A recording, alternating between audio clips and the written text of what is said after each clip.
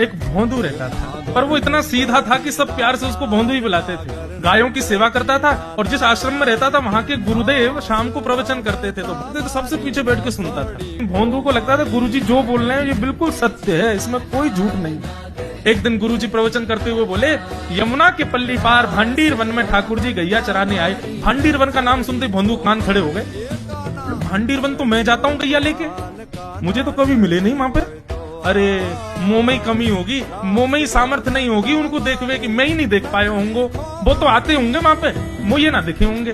भोंदू ने पहली बार जिज्ञासा करी, गुरुदेव ठाकुर जी दिखते कैसे?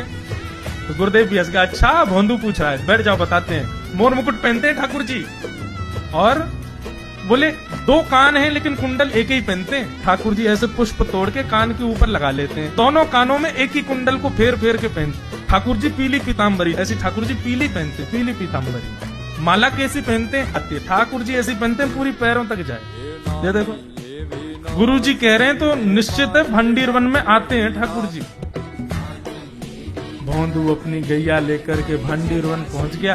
गैया चर रही थी, अब भोंदू ढूंढ रहा है, कभी वृक्ष के नीचे जाके देखे, कभी कहीं देखे, कभी ढूंढे कहीं से चंदन की सुगंधी आ जाए। गुरुजी बता रहे थे उनमें से चंदन की सुगंधी आती है, क्या पता कन्हैया यहीं कहीं हो।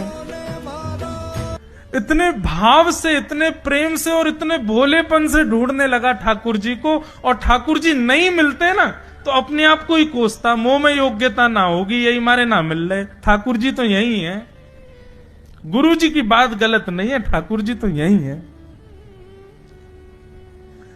उसके उस सहज भाव पर, उसके उस सरल भोंदूपने पर ठाकुर जी रीझ गए।